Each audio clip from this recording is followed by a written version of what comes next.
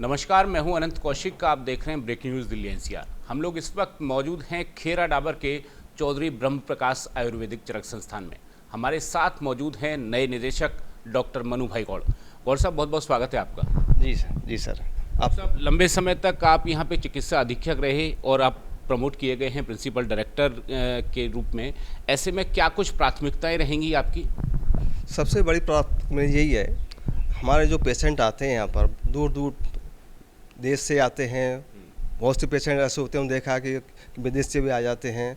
तो हमारे यहाँ पर चाहते हैं अच्छे से हम चिकित्सा प्रदान की जाए हमको, और जो मेडिसिन मिलती हैं आयुर्वेद की वो सब अवेलेबल यहाँ पर हैं, और हम और प्रयास करते हैं सारी मेडिसिन यहाँ पर उपलब्ध रहें। ओपीडी की अगर मैं बात करूं, ओपीडी की सेवाएं किस तरह से चल रही हैं? क्या उनको बढ़ाने का और विचार है? और साथ में जो हॉस्पिटल में बेडों की जो संख्या है उनकी स्थिति क्या है? क्या उनके बारे में भी विचार है कि उनको और बढ़ाया जाए?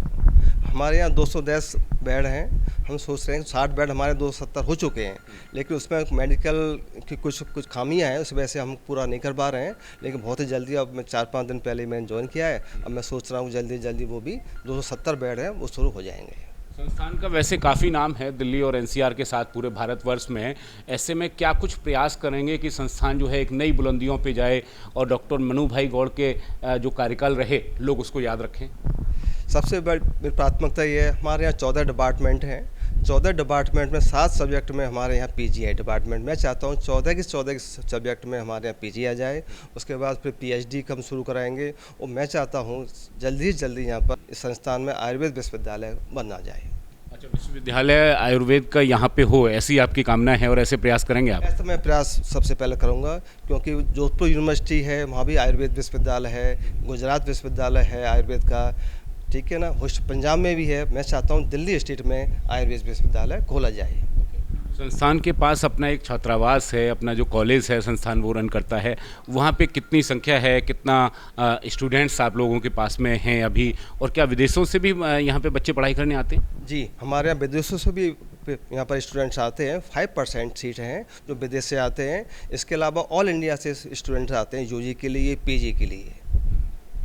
क्या लगता है कि आगे किस तरह से इस पूरे विश्व, अगर मैं बात करूं संस्थान की, तो जो चिकित्सा है सभी तरह की अवेलेबल है आयुर्वेद में यहाँ पे, या फिर कुछ कमियां हैं उनको पूरा किया जाएगा सभी तरह की? बिल्कुल, आप बिल्कुल ठीक कह रहे हैं। हमारे यहाँ जो आयुर्वेद हॉस्पिटल है, अपने यहाँ सारी चिकित्साएँ यहाँ पर होती हैं, और जो हमारे डॉक्टर्स हैं वो बहुत ही टैलेंट डॉक्टर्स हैं।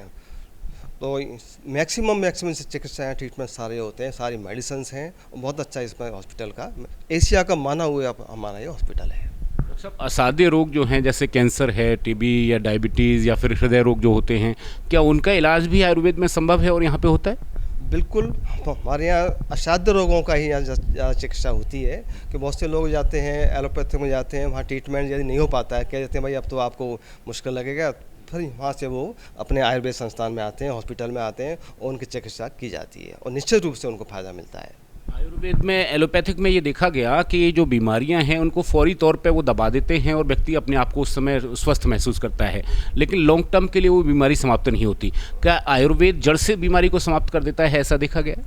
बिल्कुल, आयुर्वेद में ऐसी मेडिसिन्स हैं जो असाध्य बीमारियों को जड़ से ख़त्म कर देती है, लेकिन उस टाइम ज़रूर लगता है। पर ऐसा नहीं कि जो कोई आदमी एलोपैथिक हॉस्पिटल से आता है कि सर मुझे वहाँ से फ़ायदा नहीं हुआ, अब मैं आयुर्वेद के शरण में आया हूँ, अब तो मुझे बिल्कुल फ़ायदा हो जाएगा। समय ज़रूर लगता है, लेकिन उसको जड़ से प्राप्त चिकित्सा मिल जाती है पूरी। संस्थान किस तरह के आगे प्रयास करेगा, अगर मैं बात करूं कि आयुर्वेद को बढ़ाने के लिए, लोगों में जागरूकता पैदा करने के लिए कि एलोपैथिक के अलावा आयुर्वेद में एक बड़ा उपचार है और जो बीमारियां हैं वो जड़ से समाप्त होती हैं, किस तरह से प्रचार प्रसार की योजना है आपकी? मेरी ये योजना है कि जनता को ये बताया जाए कि आयुर्वेद जो चिकित्सा है वो महंगी नहीं है, सबसे पहले नंबर 1। नंबर 2 ये आयुर्वेद की जो चिकित्सा है वो हमारी जो किचन है, रसोई से शुरुआत होती है। हम किचन में जीरा, काले मिर्च, सौंफ ये यूज़ करते हैं, तो इसी को हम अपने आयुर्वेद में भी इसको द्रव्य माना गया है, औषध मानी गई है।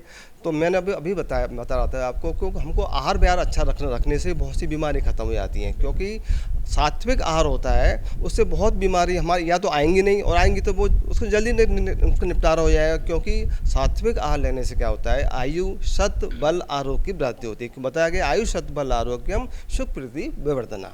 सात्विक आहार खाने से ही बहुत सी बीमारियों का वैसे ही निपटारा हो जाता है।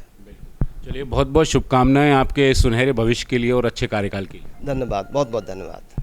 डॉक्टर मनु भाई गौड़ बताते हुए कि संस्थान जिस तरह से कार्य करता रहा है, आगे उससे डबल प्रगति के साथ में कार्य करेगा और बहुत सारी चीज़ें आगे इस दिशा में की जानी है। जाहिर है कि जो विश्वविद्यालय की एक योजना है कि उसको स्थापित किया जाए और आयुर्वेद के क्षेत्र में यह संस्थान आगे मील का पत्थर साबित होगा। सहयोगी विजय त्यागी के साथ मैं अनंत कौशिक।